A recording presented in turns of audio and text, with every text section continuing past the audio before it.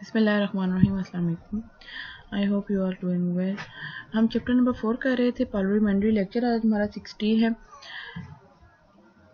हम शुरू में तो इसकी जो की हैं सारी डेफिनेशंस वगैरह देख रहे हैं कि कहाँ कहाँ हमारे टैक्सेस किस किस तरीके से यूज़ हो सकते हैं, कौन कौन से फील्ड में यूज़ होते हैं। तो आज एलिजिबल पर्सन जो होता है, पहले भी पेंशन के बारे में हमने पढ़ा था कि पेंशन का जो एक्ट है वो किस सन में अप्रूव हुआ था।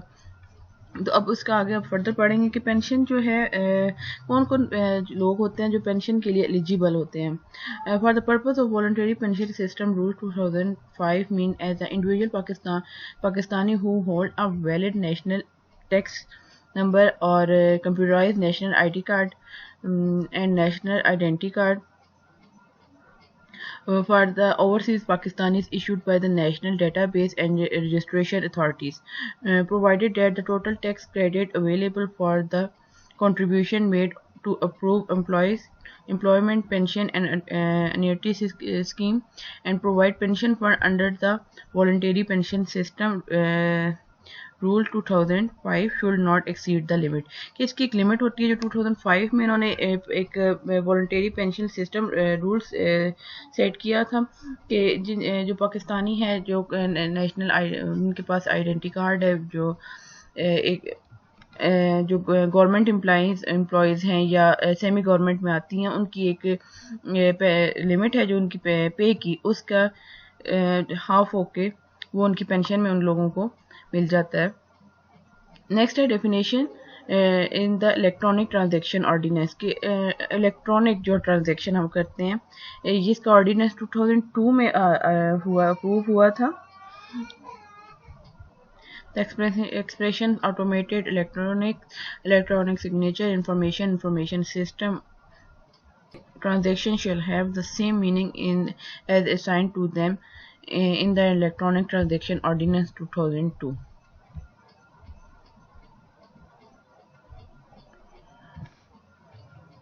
नेक्स्ट है इलेक्ट्रॉनिक रिकॉर्ड। जैसे जैसे टाइम एडवांस होता जा रहा है, वक्त आगे गुजरता जा रहा है, तकरीबन हमारा जो सारा रिकॉर्ड है अब इलेक्ट्रॉनिक मतलब कंप्यूटर में आ गया। Electronic include content of communication transaction and the procedure under the ordinance include the attachment enclosure count, return the statement, certificate of applications, acknowledgement, notes, orders, judgement, approvals, limiteds, ये जो सारी चीज़ें हैं, storage, broadcast, ये सारा कुछ है, ये हमारा इलेक्ट्रॉनिक रिकॉर्ड में आता है। Download, display, print by one and several electronic resources and any other information in the electronic form. Electronic sources कौन से होते हैं कि सोर्स कौन कौन से electronic include the telecommunication system, transmission device, electronic video audio equipment, encoding decoding equipment, input output, connecting device, data processing, storage system, computer system, networking related to the computer, program, application, software include database, data warehouse, web portal and ये जो सारी चीज़ें हैं, ये सारी जो sources electronic की source हैं, ये सारे उसमें आते हैं। prescribed by the board from the time to time for the purpose of creating electronics record. Telecommunication system कौन सा है इसमें? अब ये इसमें telecommunication system include the system of conveyance through the agency of electromagnetic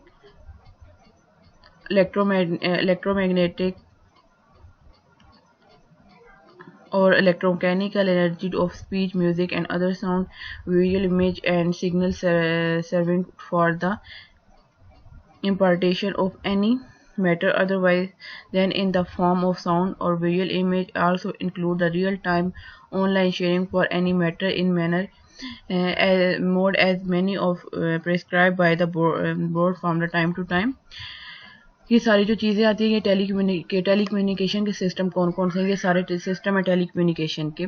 employ क्या होते हैं? Employ mean an individual engaged in employment. Employer mean a person who engaged and remunerates and employees. Employment includes a dictatorship and directorship and any other office involved in the management of company position holding for a fixed ex-written table remuneration, and third one is the holding and acting in any public office जो employment है.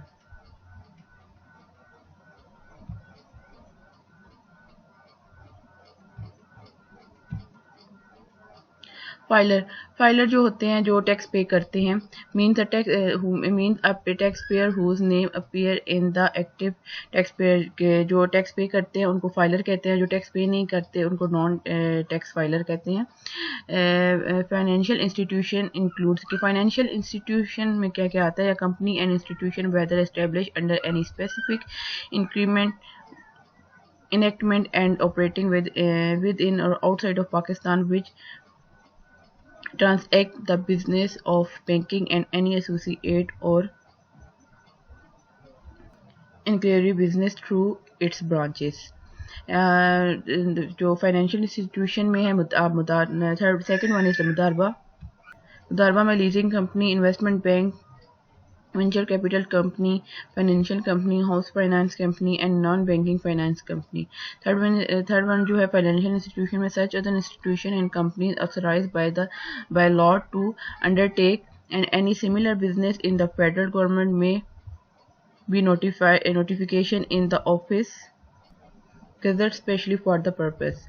Next one is the finance society. Finance society क्या होती है? Include a corporate society which accept money and or on deposit or otherwise for the purpose of advising loan and make investment in the ordinary course of businesses.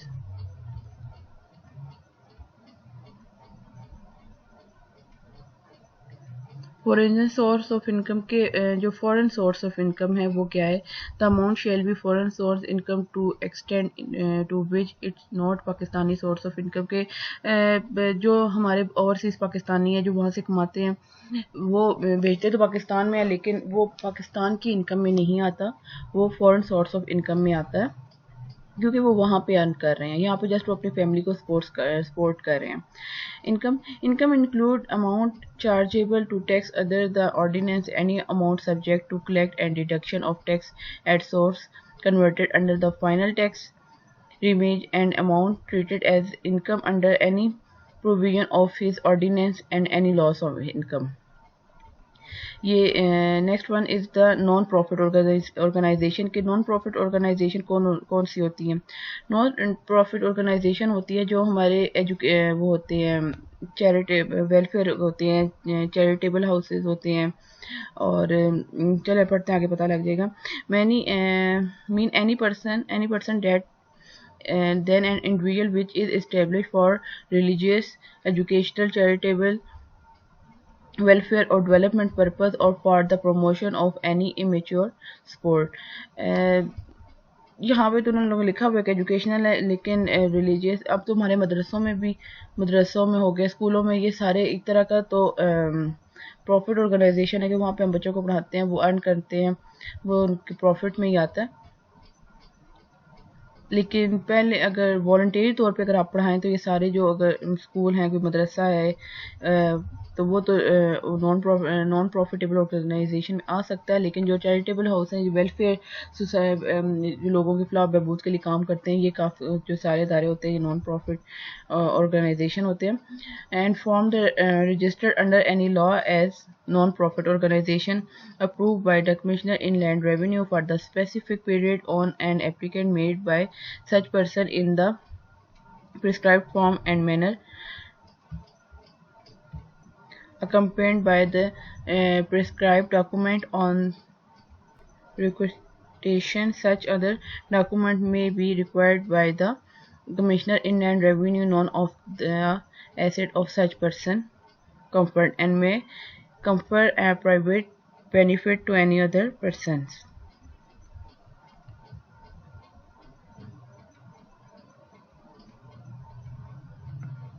Online market place क्या होता है कि क्या जैसे online हम लोग shopping करते हैं, अब तो पहले तो नहीं होता था लेकिन अब तो बहुत सारी चीज़ें जो होती हैं ऑनलाइन सेल हो रही हैं.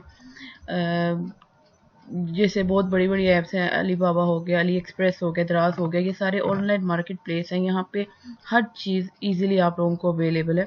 इन information technology platform run any e commerce entity over an electronics network that act as a facilitator in transaction that occur between buyer and seller।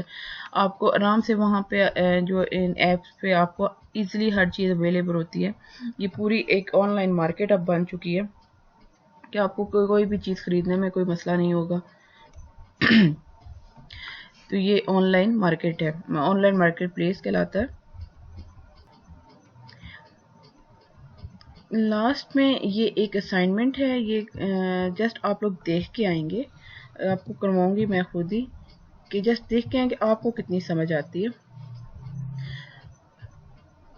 Notes में ये सारी डिटेल में गिवन है, आप सारा इसको देख के आए, और फिर भी जो मसला होगा वो हम नेक्स्ट क्लास में इंशाल्लाह डिस्कस करेंगे। Thank you.